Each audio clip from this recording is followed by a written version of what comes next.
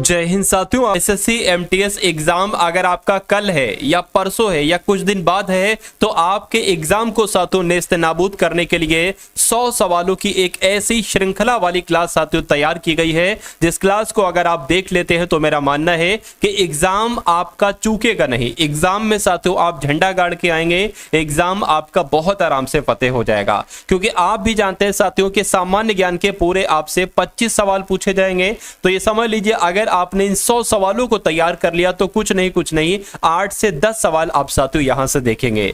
तो अपने एग्जाम को क्रैक करने के लिए सभी सवालों को बहुत अच्छे तरीके से देखिएगा। सभी सवाल चुनिंदा है, बहुत संभावित है जो आपके एग्जाम में साथियों पूछे जाएंगे।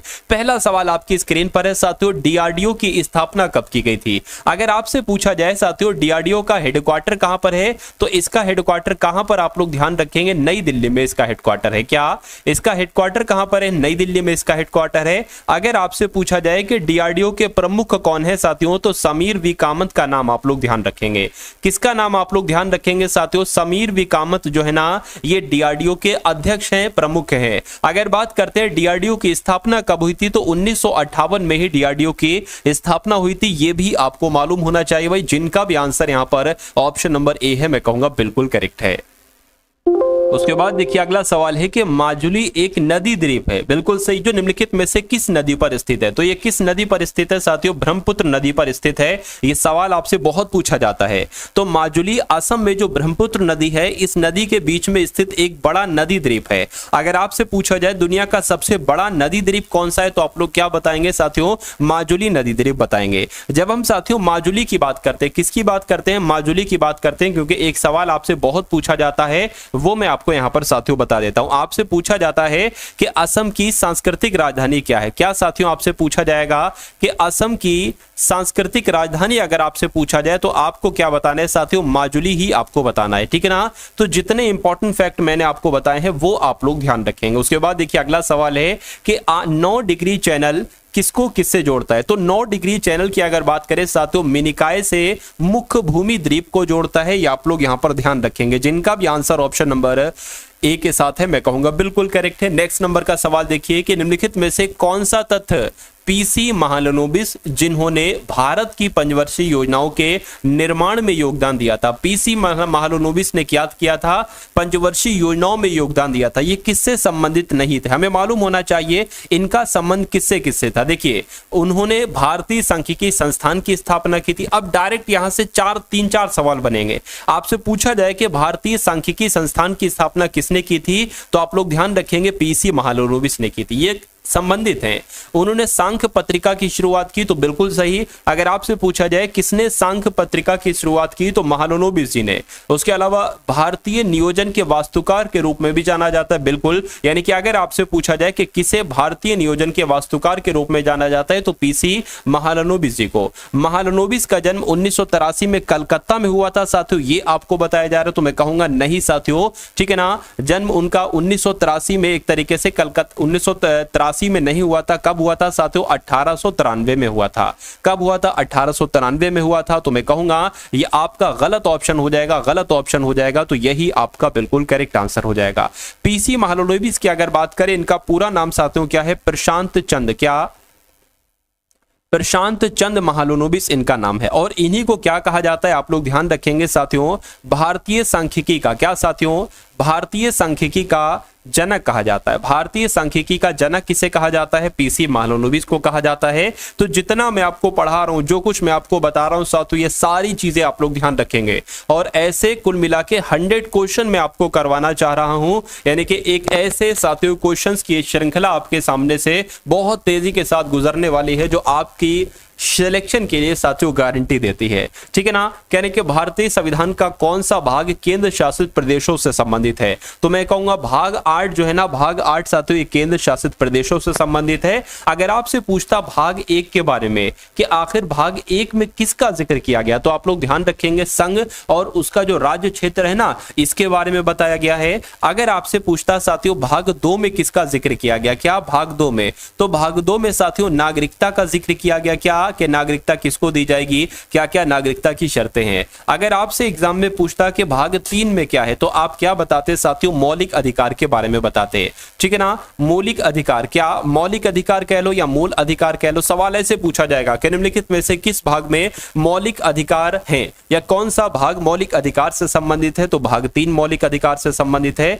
जब हम बात करते हैं साथियों भाग 4 की, किसकी, भाग 4 की अगर बात करें तो जो एक तरीके से राज्य के नीति निर्देशक तत्व होते हैं ना, राज्य के जो आपके नीति निर्देशक तत्व होते हैं साथियों, उनसे ये संबंधित है भाग 4, ये आप लोग ध्यान रखेंगे। और अगर साथियों एक और पूछा जाता है भाग 4 का ए, क्या अगर आपसे पूछ लिया जाए साथियों भाग 4 का एक तरीके से ए करके ऐसे करके पूछा जाता है, तो ये साथियों मूल कर्तव्यों से संबंधित है, यानी कि मौलिक कर्तव्यों से इसका संबंध है, ये भी आप लोग यहां पर ध्यान रखेंगे, ठीक है ना। एक और मैं आपको साथियों बता देता हूं, देखिए भाग 5 की अगर बात करें तो ये किससे संबंधित है, भाग 5 की अगर बात करें ये संघ सरकार यानी कि केंद्र सरकार से संबंधित है, किससे, केंद्र सरकार से संबंधित है। लेकिन भाग 6 की बात करते हैं तो ये साथियों राज्य सरकार से संबंधित है, क्या ये राज्य सरकार से संबंधित है, ये भी आप लोग यहां पर ध्यान रखेंगे, ठीक है ना। चलिए भाई बहुत बढ़िया, वेरी गुड क्लास। चलिए उसके बाद देखिए अगले नंबर का सवाल है कि निम्नलिखित में से किस भारतीय राज्य के साथ लोक नृत्य लेजिम संबंधित है। तो लेजिम ये साथियों कहां का लोक नृत्य है, मैं कहूंगा ये तो महाराष्ट्र में किया जाता है। ये कहां पर किया जाता है साथियों, ये महाराष्ट्र में लोक नृत्य किया जाता है, ये आप सभी लोग यहां पर ध्यान रखेंगे। अगर हम बात करते हैं साथियों अरुणाचल प्रदेश की, तो एक अरुणाचल प्रदेश का नृत्य है जो बहुत पूछा जाता है, आप लोग ध्यान रखेंगे साथियों, आजी लहामू, क्या साथियों, आजी लहामू लोक नृत्य कहां का है, तो ये अरुणाचल प्रदेश का है। झारखंड का एक साथियों है झूमर, क्या झूमर की अगर बात करें झूमर झारखंड में भी किया जाता है। और केरल की अगर बात करते हैं साथियों, देखिए जिसके भी अंत में एक तो कथकली, आप लोग ध्यान रखेंगे कि कथकली कहां का है भैया, केरल का है। और जिसके अंत में अट्टम आ जाए, क्या आ जाए, अट्टम आ जाए, वो कहां का नृत्य होगा, वो साथियों केरल का नृत्य होगा। उसके बाद देखिए अगला सवाल है आपकी स्क्रीन पर साथियों, आगे बात देखिए कि भारतीय राष्ट्रीय ध्वज को कब अपनाया गया, डायरेक्ट सवाल पूछा जाएगा। तो 22 जुलाई 1947 को भारतीय राष्ट्रीय ध्वज को अपनाया गया था। नेक्स्ट नंबर का सवाल है कि योजना आयोग की स्थापना भारत सरकार के द्वारा साथियों कब की गई थी, बताइए। तो योजना आयोग की स्थापना साथियों कब की गई थी, 1950 में ही साथियों योजना आयोग की स्थापना की गई थी, ये भी आप लोग ध्यान रखेंगे। उसके बाद देखिए अगला सवाल है कि डबल फॉल्ट, इस शब्द का इस्तेमाल जो है ना वो कौन से खेल में होता है, ये आपको यहां पर बताना है। देखिए अगर टेनिस की बात करते हैं, क्या टेनिस की बात करते हैं, तो साथियों डबल फॉल्ट ये किस खेल में इस्तेमाल होता है, साथियों टेनिस में इस्तेमाल होता है, ये भी आप लोगों को यहां पर मालूम होना चाहिए। एक मैं आपको बता देता हूं, कबड्डी में कैंट शब्द का इस्तेमाल किया जाता है, का से कबड्डी और का से कैंट, तो कैंट शब्द का इस्तेमाल किसने किया जाता है साथियों, कबड्डी में। स्नूकर की अगर बात करते हैं साथियों, सेंचुरी, सा से स्नूकर और सा से क्या हो जाएगा साथियों, सेंचुरी हो जाएगा, यानी कि सेंचुरी शब्द का इस्तेमाल स्नूकर में किया जाता है, ये भी आप लोग ध्यान रखेंगे, ठीक है ना। उसके अलावा साथियों यहाँ पर अगर हम लोग बात करते हैं, ठीक है ना, और टेनिस की अगर बात करें तो डबल फॉल्ट का इस्तेमाल किया जाता है। उसके बाद देखिए अगले नंबर का सवाल है कि 1920 का भारतीय राष्ट्रीय कांग्रेस का अधिवेशन निम्नलिखित में से किस स्थान पर हुआ था, मुझे बताइए। देखिए 1920 में जो भारतीय राष्ट्रीय कांग्रेस का अधिवेशन हुआ था ये कहां पर हुआ था साथियों, ये नागपुर में हुआ था। कहां पर हुआ था, ये नागपुर में हुआ था, ये भी आप लोगों को यहां पर मालूम होना चाहिए, 1920 का, ठीक है ना। चलिए उसके बाद देखिए नेक्स्ट नंबर का सवाल है आपकी स्क्रीन पर, मुझे बताइए कि प्रसिद्ध बौद्ध ग्रंथ का नाम, यानी कि इन चारों ऑप्शन में से जो एक प्रसिद्ध बौद्ध ग्रंथ है ना उसका नाम क्या है साथियों, दीघ निकाय है। आप लोग ध्यान रखें, सवाल आपके एग्जाम में पूछा जा सकता है, तो दीघ निकाय क्या है, ये एक बौद्ध ग्रंथ है, यानी कि बौद्ध धर्म से संबंधित ही ग्रंथ है। उसके बाद देखिए भारत में प्रत्येक वर्ष संविधान दिवस को कब मनाया जाता है, मुझे बताइए। देखिए अगर बात करते हैं, देखिए 26 नवंबर को कौन सा दिवस मनाया जाता है, संविधान दिवस मनाया जाता है। अगर आपसे एग्जाम में मान लीजिए पूछ ले कि राष्ट्रीय विधि दिवस कब मनाया जाता है, क्या अगर आपसे एग्जाम में पूछ लिया जाए कि भैया ये बता दीजिए कि राष्ट्रीय विधि दिवस कब मनाया जाता है, तो आप क्या बताएंगे, तो भी आप साथियों 26 नवंबर ही बताएंगे। क्या बताएंगे साथियों, 26 नवंबर ही बताएंगे, ये आप लोग यहाँ पर ध्यान रखेंगे, ठीक है ना। अगर बात करते हैं भारतीय संविधान का जनक किसे कहा जाता है, तो डॉक्टर भीमराव अंबेडकर को भारतीय संविधान का जनक कहा जाता है। उसके बाद देखिए बिम्स्टेक बहुत पूछा जाता है। बिम्स्टेक एक उप क्षेत्रीय समूह है जिसमें दक्षिण एशिया और दक्षिण पूर्व एशिया के 7 देश शामिल हैं। तो आपसे पूछा जा रहा है कि बिम्स्टेक का हेडक्वार्टर कहां पर है, बिम्स्टेक बिम्स्टेक का मुख्यालय कहां पर है, मुझे बता दीजिए। ठीक है ना। अगर बात करते हैं साथियों बिम्स्टेक की, अगर बात करें साथियों तो इसका मुख्यालय कहां पर है, ढाका में है। बांग्लादेश की राजधानी है क्या, बांग्लादेश की राजधानी साथियों ढाका में ही बिम्स्टेक का मुख्यालय है, ये भी आप लोग ध्यान रखेंगे। अगर बिम्स्टेक में कौन कौन से सदस्य हैं मैं आपको सरसरी तौर से बता देता हूं। जैसे कि अपना भारत है, भारत का जो पड़ोसी देश है नेपाल वो है, भारत का पड़ोसी देश बांग्लादेश है, पड़ोसी देश भूटान है, श्रीलंका है, म्यांमार है, थाईलैंड है। ठीक है ना, ये सारे देश साथियों बिम्स्टेक में शामिल हैं। उसके बाद देखिए भारतीय अर्थव्यवस्था का प्राथमिक क्षेत्र क्या है, मुझे बताइए।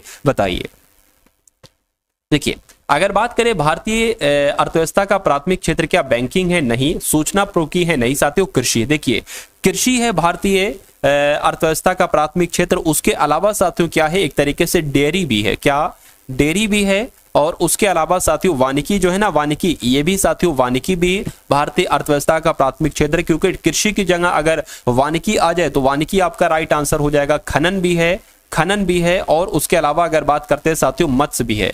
ठीक है ना, ये साथियों भारतीय अर्थव्यवस्था के प्राथमिक क्षेत्र है, ये आप सभी लोगों को मालूम होना चाहिए। नेक्स्ट नंबर का सवाल है आपकी स्क्रीन पर साथियों, देखते रहिए और मुझे बताते रहिए आपका राइट आंसर क्या होगा। चलिए, वह उपकरण जिसके द्वारा यह परीक्षण किया जाता है कि कोई वस्तु आवेश का चालन कर रही है या नहीं, ये किसके रूप में साथियों जानी जाती है, विद्युतदर्शी के रूप में जानी जाती है। ये आप लोग ध्यान रखेंगे। सही जवाब आपका डी के साथ जाएगा। उसके बाद देखिए साथियों अगले नौसेना प्रमुख के रूप में किसे नियुक्त किया गया है, तो किसे नियुक्त किया गया है, इनका नाम है दिनेश कुमार त्रिपाठी। क्या नाम है इनका नाम है साथियों दिनेश कुमार त्रिपाठी, और ये नौसेना प्रमुख के रूप में साथियों बनाए गए हैं, ये भी आप लोग यहां पर ध्यान रखेंगे। उसके बाद देखिए अगला सवाल है कि आई कैन कोच, ये पुस्तक है, इस पुस्तक की श्रृंखला साथियों किसने लिखी है, मुझे बताइए। तो ये किसने लिखी है, ये सिद्धार्थ राजशेखर ने लिखी है। किसने लिखी है, सिद्धार्थ राजशेखर ने ही साथियों आई कैन कोच। ठीक है ना, क्या मैं कोच बन सकता हूं, मैं कोच बन सकता हूं, आई कैन कोच पुस्तक लिखी है सिद्धार्थ राजशेखर ने। उसके बाद देखिए अगला सवाल है साथियों करंट अफेयर का कि ग्लोबल जेंडर गैप इंडेक्स 2024 में भारत ने कौन सा स्थान हासिल किया है, तो भारत ने साथियों 129वां स्थान हासिल किया है। कौन सा स्थान हासिल किया है, 129वां स्थान हासिल किया है, ये भी आप लोगों को मालूम होना चाहिए। उसके बाद देखिए नेक्स्ट नंबर का सवाल है कि किस मीडिया कंपनी की एआई न्यूज एंकर सना ने एआई नेतृत्व वाले न्यूज रूम ट्रांसफॉर्मेशन के लिए 2024 ग्लोबल मीडिया अवार्ड जीता है। आपसे पूछा जा सकता है, तो इंडिया टुडे आप लोग ध्यान रखें, क्योंकि ये इंडिया टुडे मीडिया कंपनी की एआई न्यूज एंकर है सना। चलिए भाई, उसके बाद देखिए अगला सवाल है कि नौटंकी का संबंध किस राज्य से है, मुझे बताइए। देखिए आपके अंदर साथियों एक आग होना चाहिए। अगर आप वाकई में एसएससी एमटीएस एग्जाम को साथियों क्रैक करना चाहते हो, पास करना चाहते हो, तो आपके अंदर एक आग होना चाहिए, और इस आग का आपको सही जगह इस्तेमाल करना चाहिए। अपनी मेहनत के साथ, अपनी मेहनत से साथियों आपको इसमें सिलेक्शन लेना है, ना कोई गलत तरीके से। तो आप अगर ये मानते हैं, देखिए अगर कोई बच्चा ये पूछता है कि भाई मैं 2 घंटे डेली पढ़ लेता हूं या मैं 3 घंटे डेली पढ़ लेता हूं, तो मेरे हिसाब से साथियों ऐसा नहीं है। आपको एक टारगेट बनाना चाहिए कि आज मुझे इतना इतना पढ़ना, इतना इतना कंप्लीट करना है। कि मैं ज्यादा क्लास देता नहीं हूं, और जितनी देता हूं वो आपके लिए साथियों बहुत होती है, संपूर्ण निचोड़ उसमें होता है। तो साथियों आप अपनी भी पढ़ाई करिए बहुत शानदार, क्योंकि रिवीजन बहुत इंपॉर्टेंट है। रिवीजन आप चाहते हो कि जो हमारी क्लासेस हैं उनसे भी कर सकते हो साथियों, ठीक है ना। तो कुल मिला के अगर बात करते हैं साथियों, जैसे कि मैं आपको जो पीडीएफ दूंगा उससे आप पढ़ाई करिए, जो मैं आपको करंट अफेयर की पीडीएफ दूंगा उससे आप पढ़ाई कीजिए, ठीक है ना। और मैं जो एक्सपेक्टेड क्वेश्चन लेकर आता हूं, क्योंकि स्मार्टली वर्क कैसे आप करोगे, कम समय में परीक्षा वाला कंटेंट आप कैसे जाएंगी, वही तो एक्सपेक्टेड क्वेश्चन होंगे, और वही आपसे साथियों डायरेक्ट पूछे जाते हैं, ठीक है ना। तो चैनल पर अगर आप लोग नए हैं और चैनल को अभी तक आपने सब्सक्राइब नहीं किया है, तो साथियों चैनल को सब्सक्राइब कर लीजिए, क्योंकि आपके सिलेक्शन में साथियों एक बहुत बड़ी भूमिका निभाएगा। और अगर वीडियो को आपने लाइक नहीं किया है तो वीडियो को भी तुरंत लाइक करके बेल आइकन पर क्लिक कर दीजिए, ठीक है ना। चलिए, नौटंकी का संबंध साथियों कहां, तो नौटंकी कहां का है साथियों, ये तो उत्तर प्रदेश में किया जाता है। कहां किया जाता है, उत्तर प्रदेश में किया जाता है। उसके अलावा अगर बात करें साथियों यहाँ पर और जो आपसे क्वेश्चंस पूछे जाते हैं वो ये पूछे जाते हैं कि जैसे कि आप लोग ध्यान रखेंगे राजस्थान के कौन कौन से साथियों लोक नृत्य हैं।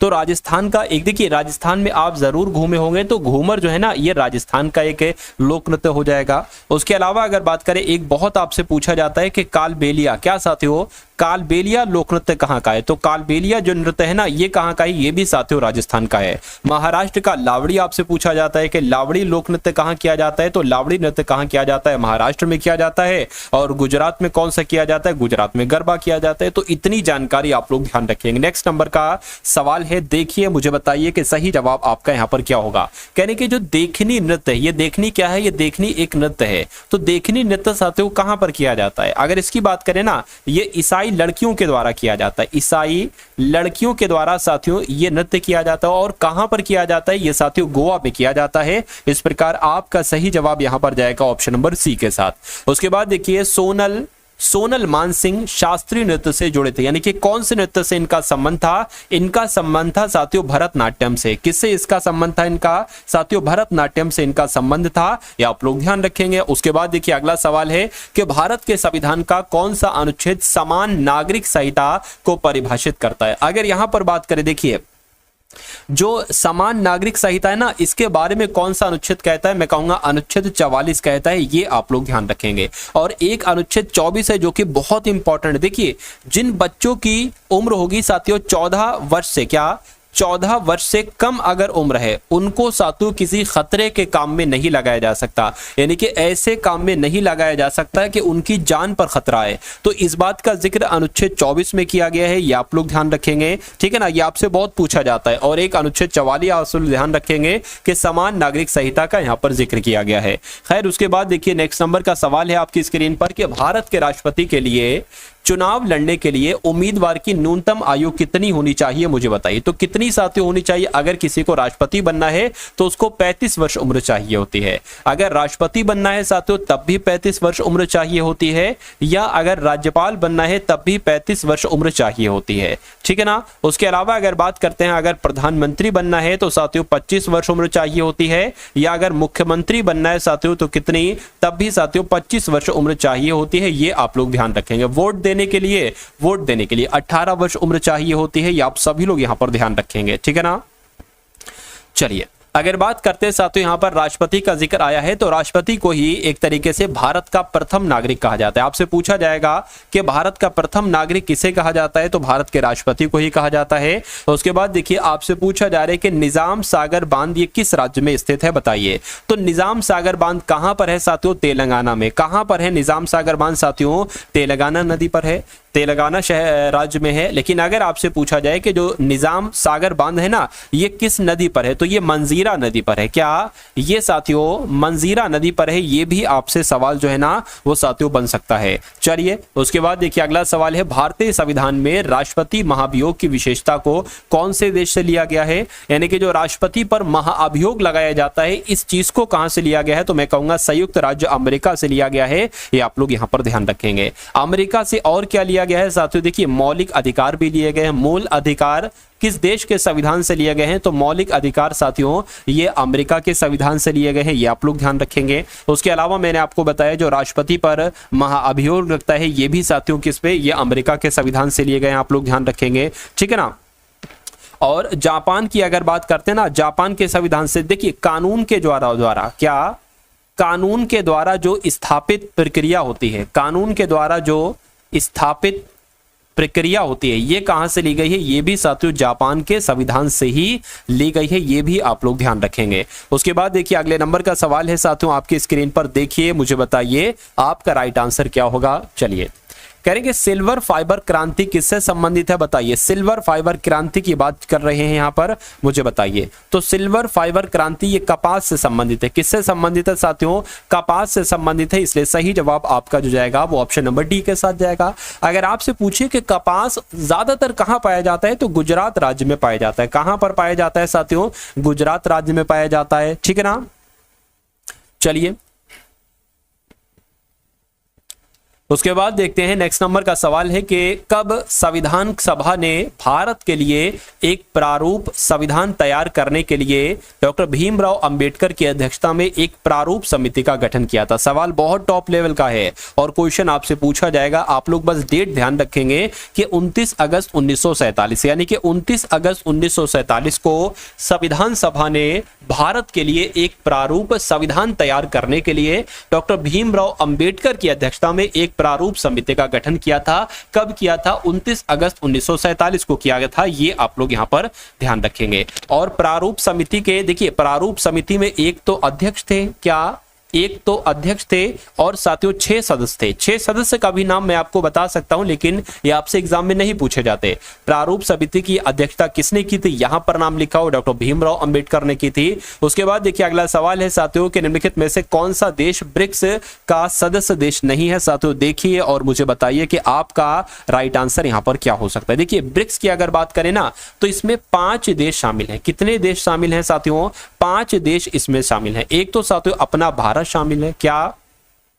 अपना भारत शामिल है साथियों। उसके अलावा इसमें चीन शामिल है, रूस शामिल है, क्या साथियों? रूस शामिल है। और उसके अलावा यहां पर ब्राजील शामिल है, यानी कि ब्राजील हो गया, रूस हो गया, भारत, चीन हो गया। उसके अलावा साथियों दक्षिण अफ्रीका शामिल है, क्या? दक्षिण अफ्रीका भी शामिल है।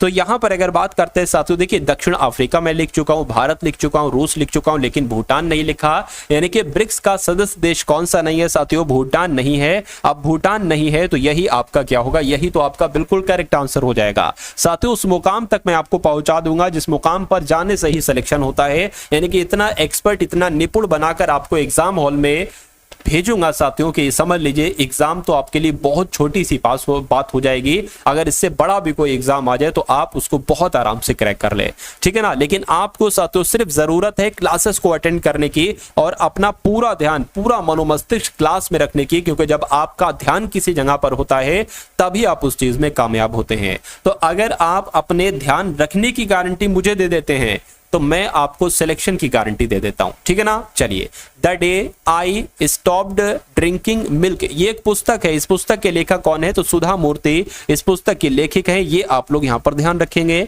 उसके बाद देखिए राष्ट्रीय मतदाता दिवस कब मनाया जाता है? मुझे बताइए, राष्ट्रीय मतदाता दिवस कब मनाया जाता है? बताइए। देखिए अगर बात करते हैं साथियों कब मनाया जाता है, क्या 25 जनवरी को मनाया जाता है? मैं कहूंगा बिल्कुल। राष्ट्रीय मतदाता दिवस तो साथियों 25 जनवरी को मनाया जाता है। अगर 15 जनवरी की बात करें कि 15 जनवरी को कौन सा दिवस मनाया जाता है, तो सेना दिवस कब मनाया जाता है साथियों? 15 जनवरी को सेना दिवस मनाया जाता है। उसके अलावा साथियों 4 जनवरी भी आपसे बहुत पूछा जाता है कि 4 जनवरी को कौन सा दिवस मनाया जाता है, तो विश्व ब्रेल दिवस मनाया जाता है। आपसे पूछा जाएगा कि विश्व ब्रेल दिवस कब मनाया जाता है साथियों? 4 जनवरी को मनाया जाता है। ये भी आप लोगों को मालूम होना चाहिए। उसके अलावा अगर बात करते हैं साथियों 22 अप्रैल को कौन सा दिवस मनाया जाता है? बहुत पूछा जाता है। तो 22 अप्रैल को साथियों विश्व पृथ्वी दिवस मनाया जाता है। ये आप लोगों को क्या रखना है साथियों? आप लोगों को यहां पर ध्यान रखना है, क्या? विश्व पृथ्वी दिवस अगर आपसे पूछ ले कि विश्व पृथ्वी दिवस कब मनाया जाता है, तो 22 अप्रैल को मनाया जाता है विश्व पृथ्वी दिवस। उसके अलावा 24 अप्रैल भी आपसे बहुत पूछा जाता है। 24 अप्रैल ऐसे नहीं पूछा जाएगा 24 अप्रैल को कौन सा दिवस, ऐसे भी पूछ सकता है, लेकिन ज्यादातर चांसेस में जो आपसे पूछा जाता है वैसे पूछा जाएगा कि राष्ट्रीय क्या साथियों, राष्ट्रीय पंचायती दिवस कब मनाया जाता है? राष्ट्रीय पंचायती दिवस कब मनाया जाता है, तो आपको बता देना है कि 24 अप्रैल को राष्ट्रीय पंचायती दिवस मनाया जाता है, ठीक है ना। चलिए भाई, और एक और पूछा जाता है 23 दिसंबर का। 23 दिसंबर की जब हम बात करते हैं तो किसान दिवस मनाया जाता है। कौन सा दिवस साथियों?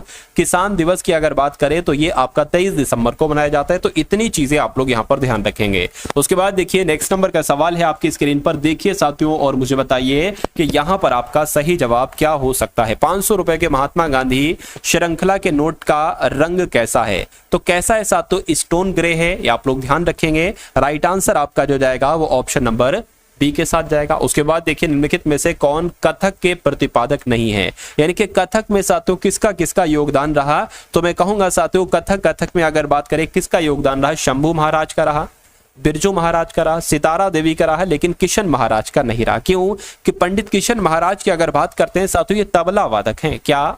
ये तो तबला वादक हैं, तबले वादक से संबंधित, यानी कि तबला ये बजाते हैं। कथक से इनका कोई लेना देना साथियों नहीं है, ये आप लोगों को मालूम होना चाहिए। चलिए भाई, उसके बाद देखिए अगला सवाल है कि निम्नलिखित विकल्पों में से कौन भारत में हिमालय का सबसे ऊंचा पर्वत शिखर है? बताइए। तो हिमालय का सबसे ऊंचा पर्वत शिखर जो है वो कंचनजंगा है। कौन सा है साथियों? कंचनजंगा है, ये आप लोगों को मालूम होना चाहिए। अगर आपसे ये पूछ ले कि दुनिया का तीसरा सबसे ऊंचा पर्वत कौन सा है, क्या दुनिया का तीसरा सबसे ऊंचा पर्वत साथियों कौन सा है? तो आपको कंचनजंगा ही बताना है। कंचनजंगा की कितने मीटर ऊंचाई है? तो 8586 मीटर इसकी ऊंचाई है, ये भी आप लोगों को साथियों मालूम होना चाहिए, ठीक है ना। चलिए और दुनिया का सबसे ऊंचा पर्वत कौन सा है साथियों? माउंट एवरेस्ट है। ये भी आप लोग ध्यान रखेंगे। इसकी ऊंचाई कितनी है? 8848 मीटर इसकी ऊंचाई, 8848 मीटर इसकी ऊंचाई है। ठीक है ना। चले भाई, उसके बाद देखिए नेक्स्ट नंबर का सवाल है आपकी स्क्रीन पर, देखिए और मुझे बताइए कि राइट आंसर क्या हो सकता है कि अमीनो अम्ल के निर्माण खंड, यानी कि अमीनो अम्ल जो है ना ये खनिज पदार्थ के निर्माण का खंड है? नहीं, विटामिन का भी नहीं, कार्बोहाइड्रेट का भी नहीं साथियों, प्रोटीन आपका राइट आंसर होगा। यानी कि अमीनो अम्ल क्या है? एक प्रोटीन है, यानी कि अमीनो अम्ल प्रोटीन के निर्माण का खंड है। ये आप लोग साथियों यहां पर ध्यान रखेंगे। उसके बाद देखिए नेक्स्ट नंबर का सवाल है, हंसदेव अरण्य अभियान में उनके प्रयासों के लिए एशिया से 2024 गोल्डमैन पुरस्कार किसने जीता है? तो 2024 का गोल्डमैन पुरस्कार किसने जीता है अगर आपसे पूछा जाए तो आलोक शुक्ला ने जीता है, आप लोग ध्यान रखेंगे। उसके बाद अगर बात करते हैं, अगला सवाल है कि बिहार में नालंदा विश्वविद्यालय का नया परिसर कहां पर स्थित है जिसका उद्घाटन प्रधानमंत्री नरेंद्र मोदी ने किया? करंट अफेयर के वो सवाल हैं जो आपको आपके एग्जाम में देखने को मिलेंगे, तो आप लोग ध्यान रखेंगे साथियों। राजगीर में, यानी कि बिहार में नालंदा विश्वविद्यालय का नया परिसर कहां पर स्थित है? राजगीर में स्थित है, बिहार के राजगीर में, जिसका उद्घाटन नरेंद्र मोदी जी ने किया है। नेक्स्ट नंबर का सवाल है, कहा जा रहा है कि 12 वर्ष की प्रतीक्षा और 4 बार करीबी हार के बाद भारत के 85वें ग्रैंड मास्टर जो बने हैं वो कौन बने हैं? वो श्याम निखिल बने हैं। यानी कि सही जवाब आपका जो जाएगा वो ऑप्शन नंबर ए के साथ जाएगा। अब उसके बाद देखिए उस्ताद विलायत खान नामक संगीत वाद्य यंत्र से संबंधित है, तो उस्ताद विलायत खान की अगर बात करते हैं तो ये साथियों किससे संबंधित है बताइए?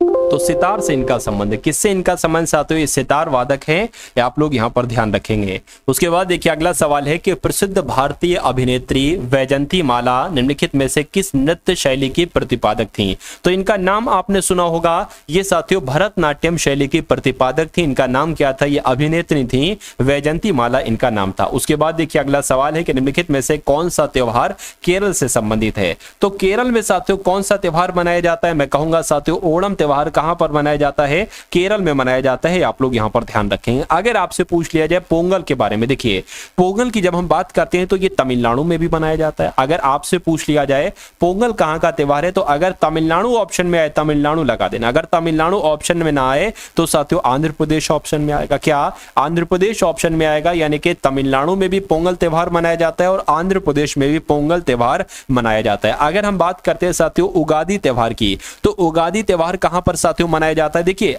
ये अलग अलग राज्यों में मनाया जाता है। आंध्र प्रदेश में भी उगादी त्योहार आंध्र प्रदेश में मनाया जाता है और तेलंगाना में भी मनाया जाता है, तेलंगाना में भी मनाया जाता है और कर्नाटक में भी मनाया जाता है। ठीक है ना। तो तीनों ऑप्शन में से कोई ना कोई एक आपसे पूछा जाएगा। चलिए भाई, उसके बाद देखिए नेक्स्ट नंबर, इसकी बात करें बोनालू त्योहार कहां पर मनाया जाता है? तो तेलंगाना में मनाया जाता है। कहां पर साथियों? अगर बात करें तेलंगाना में ही ये त्योहार मनाया जाता है, बोनालू त्योहार। उसके बाद देखिए अगला सवाल है कि निम्नलिखित में से किस हिमालयी पर्वतमाला में बनिहाल दर्रा स्थित है? तो जो बनिहाल दर्रा है ना साथियों, ये पीर पंजाल में स्थित है। कहां पर साथियों? ये पीर पंजाल में स्थित है, ये आप लोग यहां पर ध्यान रखेंगे। नेक्स्ट नंबर का सवाल है कि संतोष ट्रॉफी किस खेल से संबंधित है? यानी कि किस खेल में जीतने पर संतोष ट्रॉफी दी जाती है? तो मैं कहूंगा फुटबॉल में जीतने पर संतोष ट्रॉफी दी जाती है। ठीक है ना। चलिए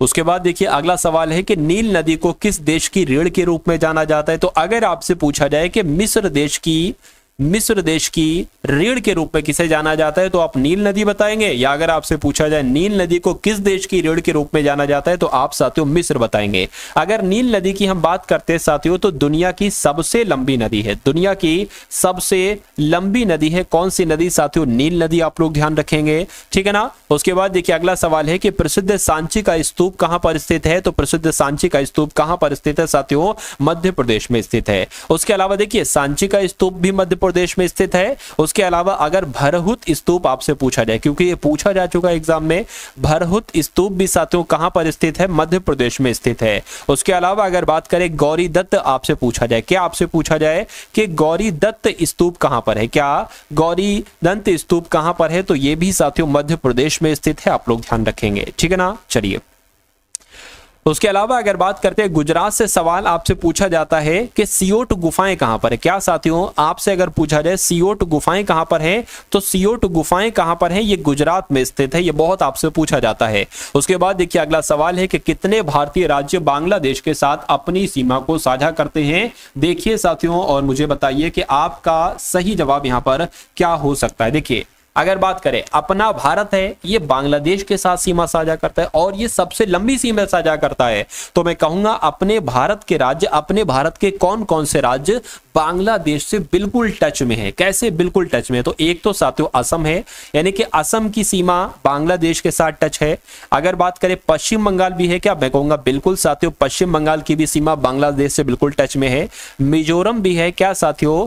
मिजोरम भी लगा हुआ है और मेघालय भी लगा हुआ है। क्या? मिजोरम भी लगा हुआ है और मेघालय भी लगा हुआ है। उसके अलावा त्रिपुरा भी लगा हुआ है। यानी कि ये 5 राज्य ऐसे हैं जो साथियों बांग्लादेश के साथ अपनी सीमा साझा करते हैं। राइट आंसर जिनका भी ऑप्शन नंबर डी था, मैं कहूंगा बिल्कुल करेक्ट था। उसके बाद देखिए भारतीय संविधान के किस भाग में संशोधन की प्रक्रिया का उल्लेख किया गया है? देखिए संविधान में संशोधन हो सकता है, क्या हो सकता है? हो सकता है संशोधन। तो इस बात का जिक्र जो किया गया वो कौन से भाग में किया गया? वो भाग 20 में किया गया है, ये आप सभी लोग याद रखेंगे। उसके बाद देखिए निम्नलिखित में से कौन दिल्ली का पहला सैयद शासक था? तो दिल्ली का पहला सैयद शासक साथियों कौन था? खिज्र खां थे। जो खिज्र खां थे ना, खिज्र खां की अगर बात करें साथियों 1414 से लेकर 1451 तक इनका कार्यकाल रहा था। किसका? खिज्र खां का। ठीक है ना। चलिए भाई, उसके बाद अगर बात करते हैं नेक्स्ट नंबर का सवाल है कि निम्नलिखित में से किस व्यक्ति का मकबरा भारत के बाहर, यानी कि भारत में नहीं है, भारत के बाहर साथियों किसका मकबरा है? देखिए हुमायूं का मकबरा तो दिल्ली में है, ये बात आप लोग जानते होंगे। क्या? हुमायूं का मकबरा दिल्ली में है। ठीक है ना।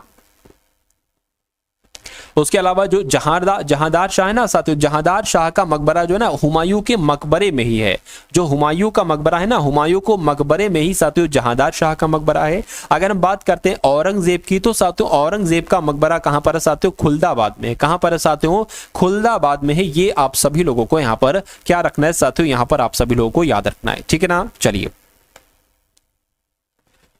चलिए भाई, तो कुल मिला के आपका राइट आंसर क्या होगा? जहांगीर हो जाएगा, क्योंकि इनका मुख्यालय यहां पर नहीं है, पाकिस्तान के लाहौर में इनका मुख्यालय। पाकिस्तान के लाहौर में इनका क्या है? इनका मुख्यालय। तो इतनी जानकारी आप लोग साथियों ध्यान रखेंगे, यहां से आपसे सवाल पूछे जा सकते हैं। उसके बाद देखिए कि निम्नलिखित में से किसका गठन भारत के संविधान के अनुच्छेद 280 के तहत गठित किया गया है? तो किसका गठन किया गया है? ये बहुत आपसे सवाल पूछा जाता है।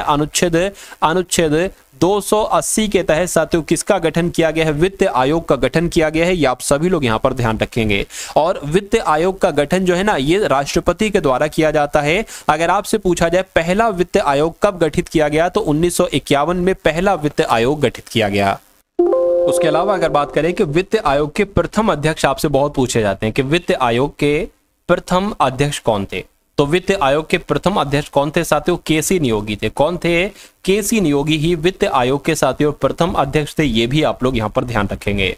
उसके बाद देखिए अगला सवाल है आपके स्क्रीन पर कि किस राज्य में सबसे बड़ी तटरेखा है? तो सबसे बड़ी तटरेखा किसकी है? देखिए अगर आपसे पूछा जाए भारत के लिए एक तरीके से सबसे बड़ी तटरेखा किसकी है, सबसे लंबी तटरेखा किसकी है, तो बांग्लादेश आपको बताना है। लेकिन अगर राज्यों की पूछा जाए तो आपको साथियों गुजरात बताना है। क्या आपको बताना है? गुजरात आपको बताना है। तो इस सवाल का जवाब आपका क्या होगा साथियों? गुजरात आपका सबसे बिल्कुल सही जवाब हो जाएगा, क्योंकि गुजरात में भारत की सबसे बड़ी तटीय रेखा है। लेकिन एक सवाल और आपसे पूछा जाता है, सवाल थोड़ा सा चेंज कर दिया जाता है कि दक्षिण भारत में सबसे लंबी तटरेखा किसकी है? तो दक्षिण भारत में सबसे लंबी तटरेखा आंध्र प्रदेश की है। क्या?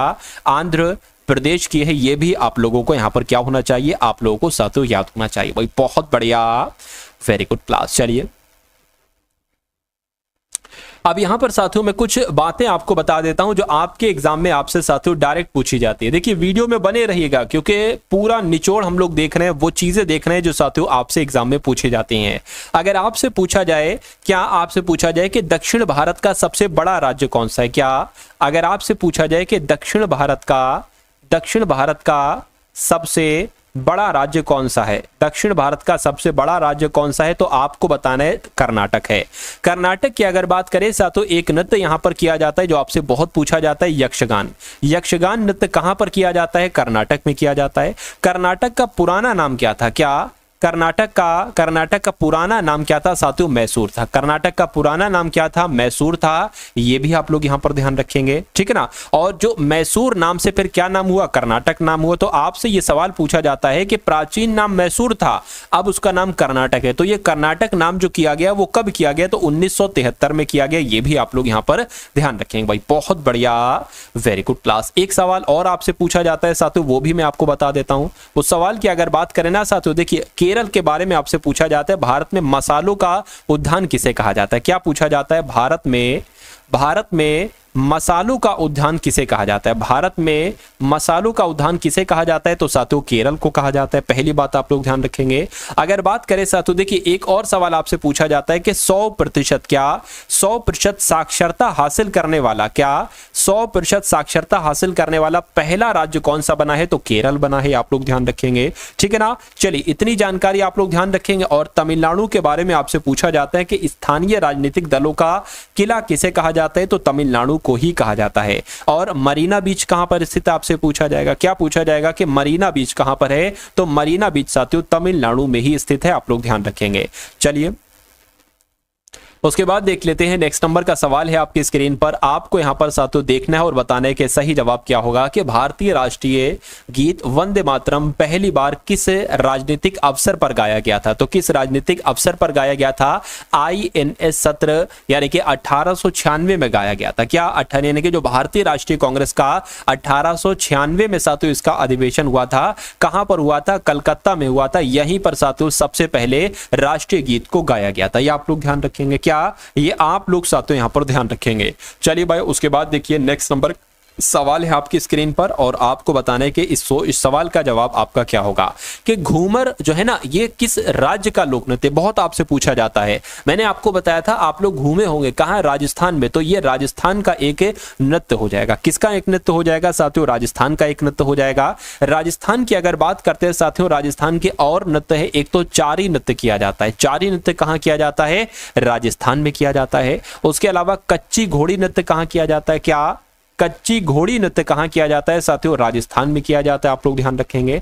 बिहार की अगर बात करते हैं साथियों तो बिहार में एक नृत्य किया जाता है झुमरी। आपसे बहुत पूछा जाता है कि झुमरी कहां का भैया नृत्य है? तो ये बिहार में किया जाता है, ठीक है ना। झारखंड की अगर बात करें साथियों पाइका नृत्य है, ये भी पूछा जाता है। पाइका नृत्य कहां पर किया जाता है साथियों? झारखंड में किया जाता है। और संथाल नृत्य कहां पर किया जाता है? ये भी आपका झारखंड में ही किया जाता है।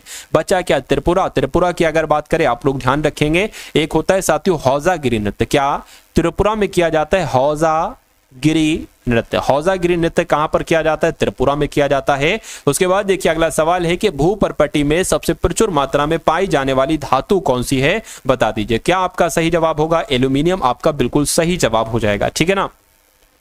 चलिए अगर आपसे यह पूछा जाता कि पृथ्वी की सतह पर मौजूद सबसे भरपूर अधातु कौन सी है? तो अधातु अगर पूछा जाता तो आप साथियों ऑक्सीजन बताते, ठीक है ना। चलिए नेक्स्ट नंबर का सवाल है आपकी स्क्रीन पर। आपसे पूछा जा रहा है कि बिंबावती देवी किस भारतीय नृत्य शैली की प्रतिपादक हैं? तो ये साथियों मणिपुरी की प्रतिपादक हैं। किसकी प्रतिपादक हैं? ये मणिपुरी की प्रतिपादक हैं। ये आप लोग यहां पर ध्यान रखेंगे, ठीक है ना। अगर हम साथियों हम बात करते हैं यहां पर, देखिए कथकली मैं आपको कई बार बता चुका हूं केरल का है। कथकली की अगर बात करें ये केरल का है, आप लोग ध्यान रखेंगे, ठीक है। और ओडिशी साथियों कहां का है? ओडिशा का है। ये भी आप लोग यहां पर जो है ना वो साथियों ध्यान रखेंगे।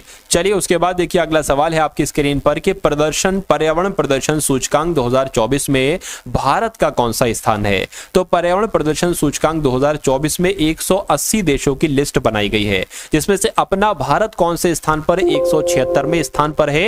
ये आप लोग यहां पर ध्यान रखेंगे। कौन से स्थान पर है साथियों? 176वें स्थान पर है। उसके बाद देखिए अगला सवाल है आपकी स्क्रीन पर कि अभ्यास डस्टलिक के 5वें संस्करण में भारतीय सेना की कौन सी टुकड़ी भाग ले रही है? तो साथियों जाट रेजिमेंट भाग ले रही है। ये आपका बिल्कुल सही जवाब हो जाता है। उसके बाद देखिए रूसी संघ के राष्ट्रपति के द्वारा प्रधानमंत्री नरेंद्र मोदी को प्रदान किए गए पुरस्कार का नाम क्या है? तो यहां पर अगर बात करें आप लोग ध्यान रखेंगे the order of Saint Andrew the apostle इस पुरस्कार का नाम है और ये नरेंद्र मोदी जी को मिला है। भारत के संविधान में अवशिष्ट शक्तियां किसको सौंपी गई हैं? केंद्र को, ग्राम पंचायत को, राज्य को, या राज्य और केंद्र दोनों को? तो आप लोग ध्यान रखेंगे जो अवशिष्ट शक्ति है ना साथियों ये केंद्र के पास है, ये केंद्र को सौंपी गई हैं। उसके बाद देखिए भारत छोड़ो आंदोलन के समय जो भारत वायसराय था साथियों वो कौन था? उसका नाम क्या था? तो आप लोग ध्यान रखेंगे लॉर्ड लिनलिथगो ही साथियों कौन था? उस समय का वायसराय था। ये आप लोग ध्यान रखेंगे। नेक्स्ट नंबर का सवाल है आपकी स्क्रीन पर कि भारत के संविधान में जो 52वां संविधान संशोधन था, ये सबसे अधिक साथियों किससे संबंधित है? तो ये किससे संबंधित है? सरकारी नौकरियों में आरक्षण से नहीं, त्रिपुरा को विशेष दर्जा देने नहीं साथियों, मतदान के लिए पात्रता की आयु बढ़ाने नहीं साथियों, ये राजनीतिक दल बदल विरोधी प्रावधान से संबंधित है। कौन सा संशोधन? मैं कहूंगा संशोधन 52। उसके बाद देखिए अगला सवाल है कि महामघम महोत्सव हर 12 वर्ष के बाद साथियों कहां पर मनाया जाता है, बताइए। तो आप लोग ध्यान रखेंगे साथियों, महामघम महोत्सव की अगर बात करते हैं तो ये कहां पर मनाया जाता है? ये साथियों तमिलनाडु में मनाया जाता है। कहां पर मनाया जाता है? तमिलनाडु में मनाया जाता है। चलिए भाई, बहुत बढ़िया, वेरी गुड क्लास। चलिए उसके बाद देखते हैं नेक्स्ट नंबर का सवाल है कि भारतीय संविधान का जो अनुच्छेद 32 है ये किससे संबंधित है? तो जीवन के अधिकार से, संपत्ति के अधिकार से नहीं साथियों, संवैधानिक उपचारों के अधिकार से संबंधित है। कौन सा अनुच्छेद साथियों? अनुच्छेद 32। इस प्रकार आपका जवाब अगर है ऑप्शन नंबर सी के साथ तो मैं कहूंगा बिल्कुल करेक्ट है। देखिए संविधान के अनुच्छेद 32 में संवैधानिक उपचारों के अधिकार के बारे में बताया गया है और भारतीय संविधान का हृदय और आत्मा किसे कहा गया है? क्या? क्योंकि आपसे पूछा जाता है भारतीय संविधान का हृदय और आत्मा किसे कहा गया है, तो आप लोग ध्यान रखेंगे संवैधानिक उपचारों के अधिकार को कहा गया है। और ये किसने कहा है ऐसा साथियों? अंबेडकर जी ने ऐसा कहा है। क्या? अंबेडकर जी ने ऐसा कहा है, यानी कि अंबेडकर जी ने संवैधानिक उपचारों के अधिकार को भारतीय संविधान का हृदय और आत्मा कहा है। ये बहुत इंपॉर्टेंट फैक्ट है, आप लोग ध्यान रखेंगे। उसके बाद देखिए उस्ताद अल्लाह रखा खां भारतीय संगीत में निम्नलिखित में से किस वाद्य यंत्र को बजाने में योगदान के लिए प्रसिद्ध है? तो ये साथियों तबला वादक है। ये कौन है? ये तबला वादक हैं। ये आप सभी लोग यहां पर क्या रखेंगे? याद रखेंगे। देखिए अल्लाह रखा खां तबला वादक हैं। उसके अलावा अगर जाकिर हुसैन की बात आ जाए तो जाकिर हुसैन जी भी साथियों तबला वादक हैं, ठीक है ना। किशन महाराज की अगर बात आ जाए तो किशन महाराज भी साथियों कौन है? तबला वादक हैं, ठीक है। और एक और पूछा जाता है शंकर घोष, तो शंकर घोष भी साथियों तबला वादक ही हैं। कौन है साथियों? तबला वादक ही हैं, आप लोग ध्यान रखेंगे। चलिए भाई, उसके बाद देखते हैं अगला सवाल है कि फॉलो ऑन शब्द निम्नलिखित में से किससे संबंधित है? तो ये साथियों क्रिकेट के खेल में इस्तेमाल किया जाता है। जो आपका फॉलो शब्द है ना, क्या फॉलो ऑन शब्द है, इसका इस्तेमाल किसमें किया जाता है साथियों? क्रिकेट के खेल में किया जाता है। उसके अलावा देखिए कैच पकड़ते हैं ना क्रिकेट में, तो कैच शब्द का इस्तेमाल क्रिकेट में किया जाता है। चाइना मैन का इस्तेमाल कहां किया जाता है साथियों? एक तरीके से क्रिकेट में किया जाता है। गुगली भी आपने सुना होगा, गुगली हो गया, गली हो गया, ये साथियों क्रिकेट के खेल में ही किया जाएगा, ठीक है। स्पिन बॉल डालो, स्पिन है, स्विंग हो गया, ये सब क्रिकेट के खेल में ही साथियों इस्तेमाल किया जाता है। यह आपसे एग्जाम में पूछा जाता है।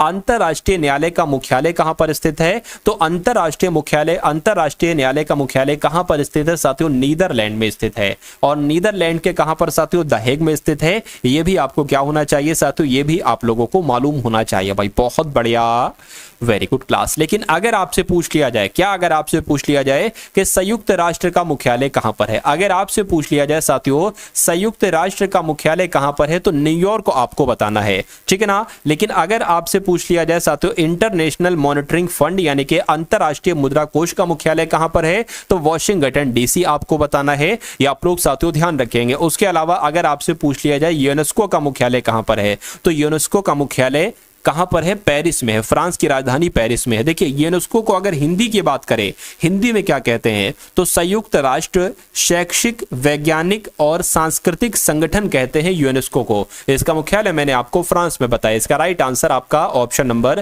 किसके साथ जाएगा? इस सवाल का ऑप्शन नंबर ए के साथ जाएगा। उसके बाद देखिए अगला सवाल है कि भारत के किस गवर्नर जनरल के शासनकाल में रेलवे लाइन की स्थापना की गई थी साथियों, बताइए। तो रेलवे की अगर बात करें, देखिए अगर रेल से संबंधित कोई सवाल आए और आपसे एक तरीके से साथियों गवर्नर जनरल पूछा जाए तो लॉर्ड डलहौजी ही आपको बता देना है। क्यों? क्योंकि लॉर्ड डलहौजी को साथियों भारतीय रेल का जनक कहा जाता है। क्या अगर आपसे एग्जाम में पूछे साथियों क्या कि भारतीय रेल का जनक किसे कहा जाता है, तो लॉर्ड डलहौजी को भारतीय रेल का जनक कहा जाता है, ठीक है ना। ये आप लोग यहां पर ध्यान रखेंगे। चलिए, और रेलवे से संबंधित साथी सवाल वगैरह अगर आ जाए तो आपको क्या बताना है? डलहौजी का नाम ही बता देना है आपको। उसके बाद देखिए अगला सवाल है कि निम्नलिखित में से कौन आर्थिक गतिविधियों के द्वितीय क्षेत्र के अंतर्गत आता है? तो कौन आता है साथियों? चीनी का कारखाना, ये आर्थिक गतिविधियों के द्वितीय क्षेत्र के अंतर्गत आता है। उसके बाद देखिए बौद्ध त्योहार जिसका नाम है सोगक्रॉन, तो बौद्ध त्योहार सोगक्रॉन मुख्य रूप से निम्नलिखित में से किस भारतीय राज्य में मनाया जाता है? तो ये कहां पर मनाया जाता है साथियों? ये अरुणाचल प्रदेश में मनाया जाता है। ये आप सभी लोगों को यहाँ पर ध्यान रखना है। उसके अलावा अरुणाचल प्रदेश की बात करें कि लोसर महोत्सव कहां पर मनाया जाता है, तो लोसर महोत्सव भी साथियों कहां पर मनाया जाता है, अरुणाचल प्रदेश में। उसके अलावा ड्रीम महोत्सव कहां मनाया जाता है, तो यह भी साथियों अरुणाचल प्रदेश में ही मनाया जाता है। नेक्स्ट नंबर का सवाल है कि निम्नलिखित में से किस खेल के लिए गोल्डन बॉल पुरस्कार दिया जाता है, तो गोल्डन बॉल पुरस्कार जो दिया जाता है ये फुटबॉल के खेल में दिया जाता है। किस खेल में दिया जाता है साथियों, फुटबॉल के खेल में दिया जाता है। नेक्स्ट नंबर का सवाल है कि कोणार्क का जो सूर्य मंदिर है ये किस राजा के शासनकाल में बनवाया गया था, तो मैं कहूंगा ये तो नरसिंह देव प्रथम के शासनकाल में बनवाया गया था। किसके शासनकाल में साथियों, नरसिंह देव प्रथम के शासनकाल में इसका निर्माण किया गया था। उसके बाद देखिए भारत में किस पंचवर्षीय योजना के अंतर्गत नीली क्रांति का आरंभ किया गया, तो मैं कहूंगा जो आपकी 7वीं पंचवर्षीय योजना थी इसी के अंतर्गत साथियों नीली क्रांति योजना का क्या किया गया, शुभारंभ किया गया। इसका कार्यकाल क्या था साथियों, 1985 से लेकर 1990 तक इसका कार्यकाल था, आप लोग ध्यान रखेंगे, ठीक है ना। चलिए, भारतीय संविधान में राष्ट्रपति के चुनाव की विधि को कौन से देश के संविधान से लिया गया, आपसे पूछा जा रहा है। तो आप लोग यहां पर ध्यान रखेंगे साथियों, आप लोग क्या ध्यान रखेंगे कि जो राष्ट्रपति का चुनाव होता है ना, राष्ट्रपति के चुनाव की विधि को आयरलैंड के संविधान से लिया गया है। तो इस प्रकार जिनका भी आंसर यहां पर है ऑप्शन नंबर ए के साथ मैं कहूंगा बिल्कुल करेक्ट है। उसके अलावा साथियों आयरलैंड से क्या लिया गया है, राज्य के नीति निर्देशक सिद्धांतों को आयरलैंड से लिया गया है।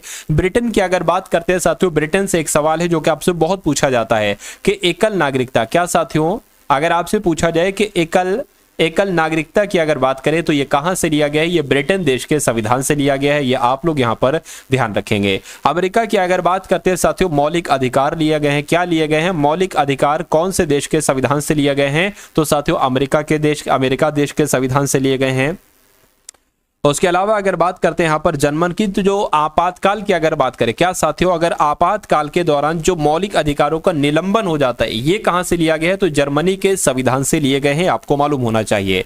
और जो संविधान में संशोधन होता है ना, संविधान में संशोधन होता है तो ये प्रक्रिया कहां से ली गई है, दक्षिण अफ्रीका के संविधान से ली गई है, ये भी आपको मालूम होना चाहिए। अगला सवाल है आपकी स्क्रीन पर कि एक पौधे की कोशिका भित्ति किससे निर्मित होती है, तो ये साथियों सेल्यूलोज से निर्मित होती है। क्या पौधे की कोशिका की भित्ति साथियों सेल्यूलोज से निर्मित होती है।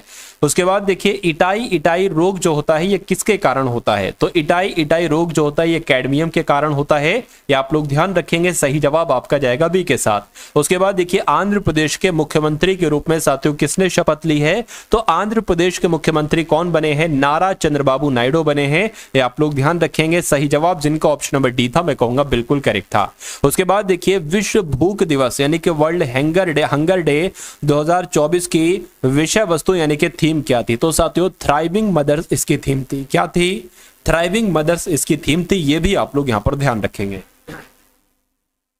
उसके बाद देखिए साथियों अगर बात करते हैं यहां पर नासा के प्रोफायर मिशन का मुख्य लक्ष्य क्या था, तो इसका मुख्य लक्ष्य क्या मंगल की सतह का अन्वेषण करना था, नहीं पृथ्वी के ध्रुवों का अध्ययन करना था, मैं कहूंगा बिल्कुल सही। यानी कि नासा के प्रोफायर मिशन का जो उद्देश्य था, जो लक्ष्य था वो पृथ्वी के ध्रुवों का अध्ययन करना था। इसलिए जिनका भी आंसर यहाँ पर ऑप्शन नंबर बी है मैं कहूंगा बिल्कुल करेक्ट है। चलिए साथियों 100 सवालों को देखेंगे, तकरीबन 80 सवाल यहाँ पर हो चुके हैं, 20 सवाल साथियों और आपको यहाँ पर देखना है, ठीक है ना। तो इन सभी सवालों को साथियों आप लोग देखेंगे और मेरा मानना है कि एग्जाम आपका बहुत आराम से क्रैक हो जाएगा। डेली आपको साथियों यहां पर पढ़ाया जाता है बहुत शानदार तरीके से। तो जो लोग भी चैनल पर साथियों नए हैं, चैनल को सब्सक्राइब करके बेल आइकन पर क्लिक कर लीजिए, और जिन लोगों ने वीडियो को लाइक नहीं किया तो वीडियो को भी आप लोग लाइक कर दीजिए। उसके बाद देखिए भारत में स्टैच्यू ऑफ यूनिटी ये किसकी दुनिया की सबसे ऊंची प्रतिमा है, तो ये तो स्टैच्यू ऑफ यूनिटी जो है ना ये सरदार वल्लभ भाई पटेल की जो कि प्रतिमा है साथियों, ये आप लोग ध्यान रखेंगे। और ये कहां पर है, ये साथियों गुजरात में है। क्या कहां पर है, ये गुजरात में साथियों। गुजरात की अगर बात करें तो नर्मदा घाटी है ना, नर्मदा घाटी पर है, नर्मदा घाटी पर है, नर्मदा घाटी पर है। कौन सी कॉलोनी के पास है, तो आप लोग ध्यान रखेंगे केवड़िया। क्या केवड़िया कॉलोनी के पास है, ये भी आपको मालूम होना चाहिए। चलिए उसके बाद देखिए अगला सवाल है कि किसका काल दिल्ली सल्तनत काल के रूप में जाना जाता है, तो किसका काल साथियों दिल्ली सल्तनत के रूप में जाना जाता है, देखिए और मुझे बताइए सही जवाब आपका क्या होगा। चलिए देखिए यहां पर अगर बात करें जो आपका 1206 से लेकर 1526 तक का कार्यकाल था, क्या 1206 से लेकर 1526 तक का साथियों काल था, ये दिल्ली सल्तनत के काल के रूप में जाना जाता है। ये आप लोग यहां पर साथियों ध्यान रखेंगे। उसके बाद देखिए अगला सवाल है कि सिंधु घाटी सभ्यता के लोग किसकी उपासना करते थे, बताइए। तो आप लोग ध्यान रखेंगे साथियों, सिंधु घाटी सभ्यता के लोग पशुपति की पूजा करते थे, पशुपति की उपासना करते थे। आप सभी लोग यहां पर ध्यान रखेंगे। उसके बाद देखिए अगला सवाल है साथियों, आपकी स्क्रीन पर देखिए, मुझे बताइए सही जवाब क्या होगा कि आप 16 यार्ड हिट शब्द को निम्नलिखित में से किस खेल से जोड़ेंगे। आप 16 यार्ड हिट को किस शब्द से जोड़ेंगे, तो मैं कहूंगा आप किस शब्द से जोड़ेंगे, फील्ड हॉकी से जोड़ेंगे। राइट आंसर आपका डी हो जाता है। जो 10 डिग्री चैनल है ये किन के बीच पाया जाता है, ये साथियों लिटिल अंडमान और कार निकोबार के बीच पाया जाता है। ये आप लोग ध्यान रखेंगे। जिनका आंसर जो लोग भी यहाँ पर ऑप्शन नंबर डी के साथ हैं, सॉरी सी के साथ हैं, बिल्कुल करेक्ट आपका आंसर हो जाएगा। अगर 9 डिग्री चैनल की अगर बात करें तो मिनिकाय द्वीप और मुख्य लक्षद्वीप समूह के बीच स्थित है। पाक जलडमरू मध्य की बात करें साथियों तो पाक खाड़ी और बंगाल की खाड़ी को यह अलग करता है। यह भी आप लोग ध्यान रखेंगे। अगला सवाल है आपकी स्क्रीन पर कि भारत छोड़ो आंदोलन को किसने और कहां भारतीय राष्ट्रीय कांग्रेस के द्वारा अपनाया गया। अगर बात करें देखिए भारत छोड़ो आंदोलन को, ठीक है, महात्मा गांधी जी के द्वारा, किसके द्वारा आप लोग ध्यान रखेंगे, महात्मा गांधी जी के द्वारा। महात्मा गांधी जी ने, ठीक है ना, बंबई आएगा, यहां पर क्या आ जाएगा साथियों, बंबई आ जाएगा। बंबई में भारतीय राष्ट्रीय कांग्रेस के द्वारा अपनाया गया। तो महात्मा गांधी और बंबई कहां लिखा है, ऑप्शन नंबर बी में लिखा हुआ है। अगला सवाल है आपकी स्क्रीन पर कि आमतौर पर अपशिष्ट जल प्रशोधन की प्रक्रिया को क्या कहा जाता है। तो क्या कहा जाता है, मलजल प्रशोधन कहा जाता है। आपका सही जवाब जो जाएगा वो ऑप्शन नंबर सी के साथ जाएगा। उसके बाद देखिए इनकलाब जिंदाबाद का नारा किसके द्वारा दिया गया था, तो ये हसरत मोहानी के द्वारा दिया गया था। किसके द्वारा साथियों ये नारा दिया गया था, इनकलाब जिंदाबाद का। और इनकलाब जिंदाबाद का मतलब होता है क्रांति अमर रहे। क्या, क्रांति अमर रहे साथियों, ये इसका मतलब होता है, ठीक है ना। लेकिन देखिए अगर आपसे पूछा जाए ये किसके द्वारा गढ़ा गया, तो हसरत मोहानी के द्वारा गढ़ा गया। लेकिन साथियों अगर बात करें इसको प्रसिद्ध किसने बनाया, इस नारे को लोकप्रिय किसने बनाया, अगर आपसे मतलब ऐसे करके सवाल आ जाए, ठीक है ना, तो आप क्या बताएंगे साथियों, आप भगत सिंह बता देंगे। आप क्या बता देंगे, आप साथियों भगत सिंह बता देंगे। अगर हसरत मोहानी ऑप्शन में ना हो तो साथियों भगत सिंह आपको लगाना होगा, ठीक है ना। ये गढ़ा गया जो शब्द आया है ना वो हसरत मोहानी साथियों यहां पर आपका राइट आंसर हो जाएगा। चलिए भाई उसके बाद देखिए नेक्स्ट नंबर का सवाल है आपकी स्क्रीन पर, बताइए कि नगर पालिकाओं से संबंधित जो अनुच्छेद 243 का वी है इस किसके तहत वर्णित है। तो ये किसके तहत वर्णित है, ये आपका सदस्यों के लिए अयोग्यता के लिए साथियों वर्णित है। ये आपका बिल्कुल सही जवाब है। अगला सवाल है कि निम्नलिखित में से कौन भारतीय संविधान की गैर संघीय विशेषता है। तो भारतीय संविधान की गैर संघीय विशेषता जो है ना वो एकल संविधान है। ये भी आप लोग ध्यान रखेंगे। सही जवाब आपका जाएगा ऑप्शन नंबर बी के साथ। भारत में आर्थिक सुधार उपायों को औपचारिक रूप से कब आरंभ किया गया। तो साथियों कब आरंभ किया, जुलाई 1991 में आरंभ किया गया। ये आप लोग यहां पर ध्यान रखेंगे। तो जिनका भी आंसर यहां पर है ऑप्शन नंबर ए के साथ, मैं कहूंगा बिल्कुल करेक्ट है। ज्ञानपीठ पुरस्कार जीतने वाली पहली महिला कौन थी, तो इनका नाम था साथियों आशा पूर्णा देवी। क्या नाम इनका था, इनका नाम था आशा पूर्णा देवी और ये ज्ञानपीठ पुरस्कार पाने वाली पहली महिला थी। ये आप लोग यहां पर ध्यान रखेंगे। अगला सवाल है आपकी स्क्रीन पर कि कथकली किस राज्य का मुख्य शास्त्रीय है। तो मैं कहूंगा ये तो केरल का है। ये कहां का है साथियों, कथकली की अगर बात करें ये केरल का है। ये आप सभी लोगों को मालूम होना चाहिए। उसके बाद देखिए अगला सवाल है कि निम्नलिखित में से कौन सा त्योहार विष्णु के वामन अवतार से संबंधित है। तो जो ओणम त्योहार है ना साथियों ये विष्णु के वामन अवतार से संबंधित है, ठीक है ना। ये आप लोग यहां पर ध्यान रखेंगे।